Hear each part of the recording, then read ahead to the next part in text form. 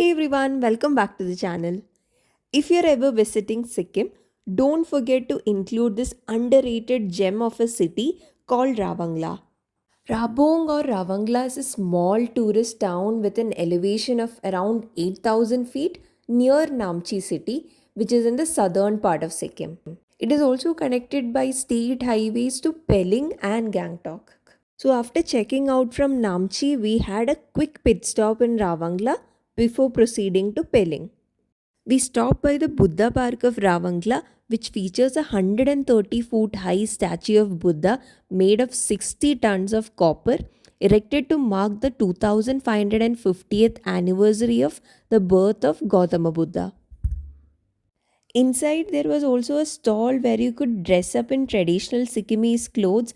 It only costed 100 rupees per rental cloth, so we also gave that a try and clicked some really good pictures. The site for Buddha Park was chosen within the larger religious complex of Rabong Monastery, which itself is a centuries old place of pilgrimage. The Buddhist circuit of the park was built under a state government project intended to boost pilgrimage and tourism to the region. The park has a tranquil setting with spacious pathways, and there is a Buddhist conclave, a meditation center, and a museum with a spiral gallery. The entry ticket to Buddha Park Ravangla costed us 80 rupees per person, and there was an additional 50 rupees for parking of a four wheeler. Now, if you visited few monasteries, you might have noticed this colorful rectangular cloth often found strung along the trails. These are known as Tibetan prayer flags. You might also have noticed a cylindrical wheel. This is known as Tibetan prayer wheel or money wheel. Traditionally, a mantra is written on Tibetan script on the outside of the wheel. Om Mani Padme Hum is the most commonly used, but other mantras can also be used. As per Tibetan Buddhist tradition, spinning such a wheel will have the same meritorious effect as orally reciting the prayers. So, overall, Ravangla is a great place to add in your itinerary and do stay here for a night if you can. We did not have enough time to stay in Ravangla, so we'll be proceeding to Pelling tonight. The route from Ravangla to Pelling was very challenging and it took us more than double the actual amount of time it should have taken. On this stretch of road, there were not many shops or restaurants, but we got to taste this amazing steamed momos with a fiery red chutney. And we did not forget the OG Maggie noodles. I think while you are on the mountains, Maggie really hits hard, and so we ordered a Maggie soupy noodle. So, because of that challenging route, we reached Pelling somewhere towards evening, late night, and we checked into our hotel, Golden Sunrise and Spa. So, overall, it was a good hotel with big, spacious room, and they also had really great food.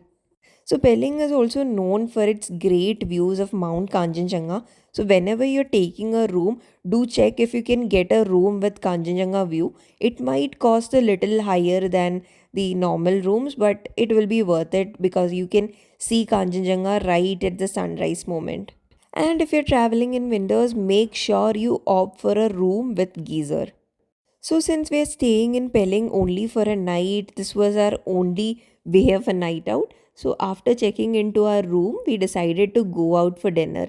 We discovered some amazing places which had nice food, and then also came across this place which was a nice hangout. There were music, karaoke, drinks, everything was available. This was overall a cozy place. So do keep in mind that Pelling does not have much of a nightlife. So most places you see will shut down by 10:30 or 11, and it could be even earlier, especially during winters. So we had a good night's rest in Pelling after all that travel, and next morning we made sure we woke up early to catch that glimpse of sunrise.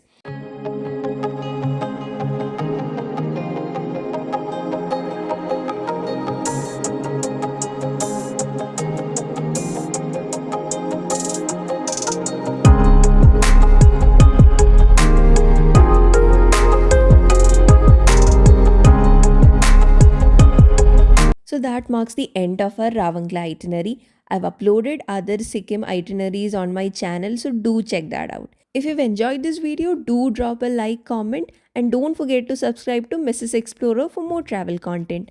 Until then, bye.